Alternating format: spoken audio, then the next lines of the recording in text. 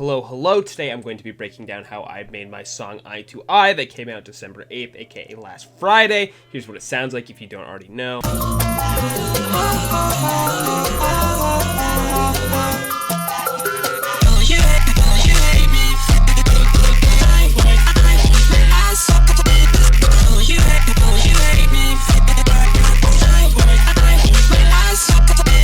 Yeah, kind of just breaking down the mixing, the sound design, my vocal processing, all that fun stuff. So yeah, EYE2EYE out now on all platforms. Go check it out if you haven't heard the full thing, and let's get into it. So kind of like the main beating heart of this track is just three sounds. We've got a pluck, a lead, and another lead. Here's what they sound like.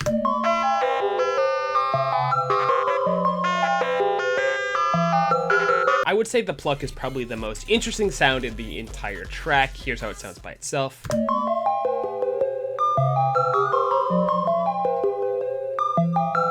So yeah, let's get into it. It is actually a very simple sound with a very interesting technique applied to it. I kind of had been thinking about doing something like this for a while, and this was kind of the first time I tried it out, and I was like, oh, this sounds really good. So I've done it a lot since then, but this sound literally has no effects on it. It is literally just a sine wave with unison. But the thing that is making it sound so interesting is that unison. If you notice when I play it, every time I play a different note, it sounds slightly out of pitch, but in a different way compared to the last note. That is because we have two voices of unison and our detune set to 0.15. But you'll see we have something mapped to the detune of our unison. If we go over to the matrix tab, you will see it is a chaos. So every time we hit a new note, it will choose a random value and apply it to the detune of that oscillator A within a certain amount. I think when you detune sounds, it kind of gives them a little bit of like a spooky vibe, and I think, you know, that movement kind of really helps add some spice to an otherwise kind of basic sound. Because besides that, it really is just a sine wave with a pluck shape and a lot of release. The next sound we got is this lead.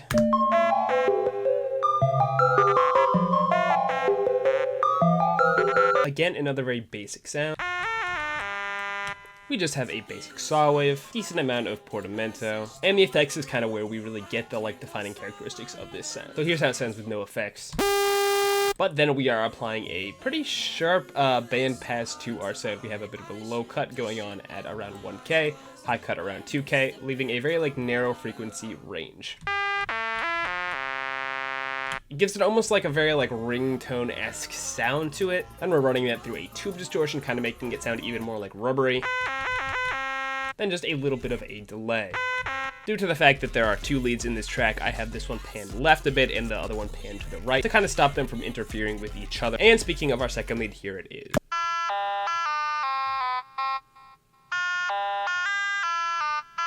It's very funny, you can tell just listening to this. It's kind of buried in the track, but that is very much where I got the idea for the vocal hook of the song. They're like, I know you hate me, baby. I know you hate me, baby. I made this whole song in probably 30 minutes. It just, as soon as I got these parts down, it was so easy to kind of write a hook for it. And honestly, that's kind of my favorite song, something that I can make really fast. You know, where just you have the whole idea in your head and you're just able to boom, get it out. Again, another really simple lunch sound design wise. This one is very organy. For our oscillator A, we just have a modified sine wave. As you can see, we just have some slightly higher harmonics added above our normal tone. Then we're adding in a second sine wave with no added harmonics, pitching it down an octave, and then using that to FM our oscillator A. Gives it a very kind of growly tone. I don't know, this track sounds very, in a nice way, annoying, I would say. The sound design is very cheesy, over the top, almost like Motorola ringtone-esque. But I think it's good, you know, it kind of sticks in your head. Next, we just duplicate our pluck sound and lower it down an octave.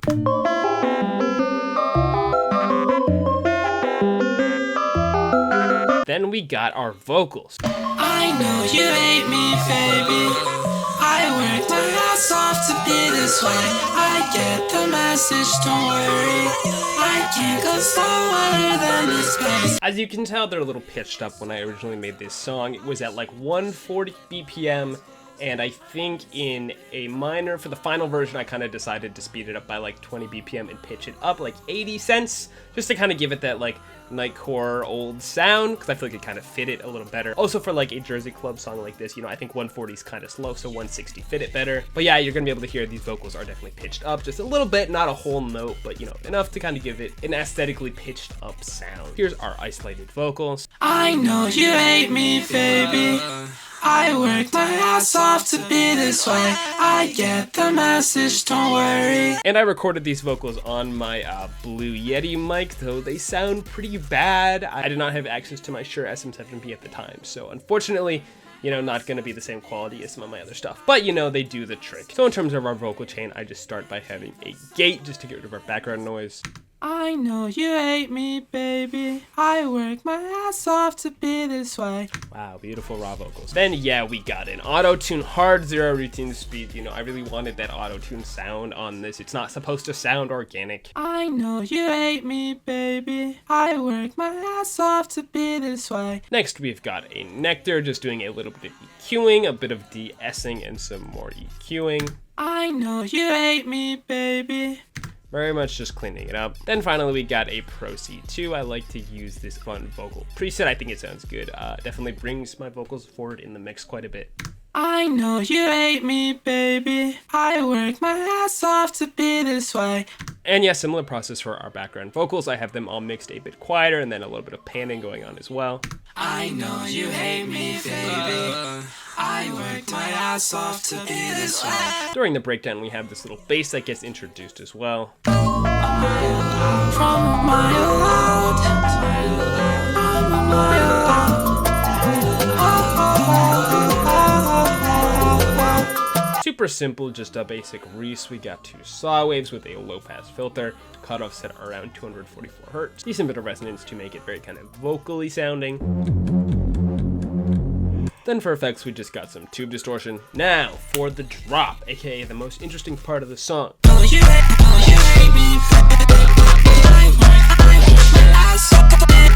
Super simple, but I did a couple things to kind of spice it up from the intro. First thing I did was add an 808.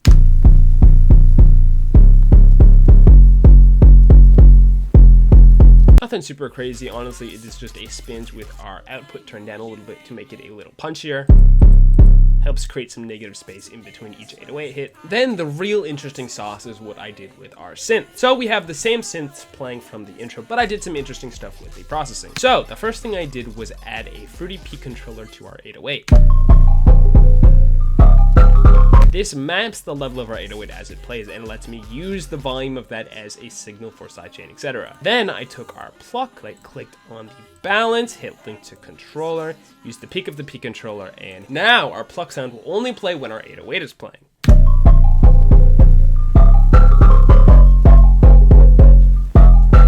Giving it a very nice rhythm that did not really exist in the intro. This is really huge in creating space for our vocals in the track. Next we got our drums, nothing super crazy going on here.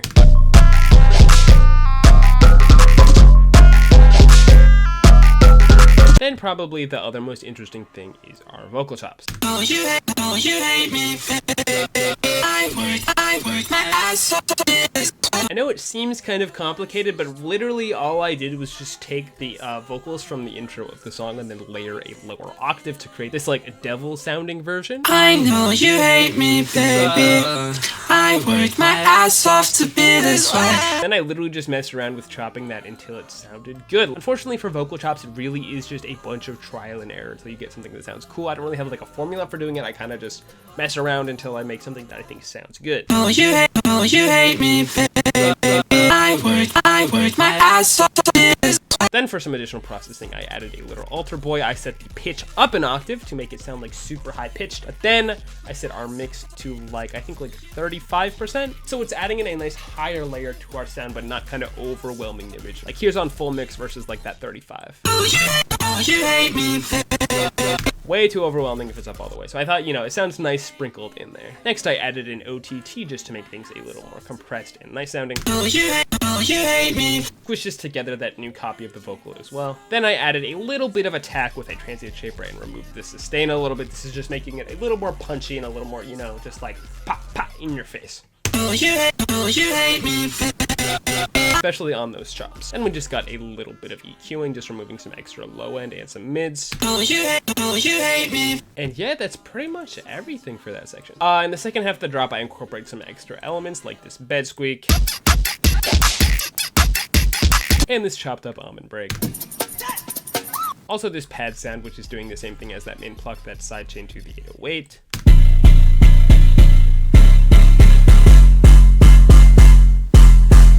And yeah, honestly, this is a very simple song. That's pretty much everything, you know. I kind of made it all in 30 minutes and was like, you know what? I don't think it needs anything else. You know, sometimes like very much was a good exercise in not overcomplicating stuff and making it, you know, busier than it has to be. But yeah, hopefully you guys enjoyed EYE2EYE out now on all platforms. Hopefully you learned some stuff about sound design, and yeah, hope you're all doing well.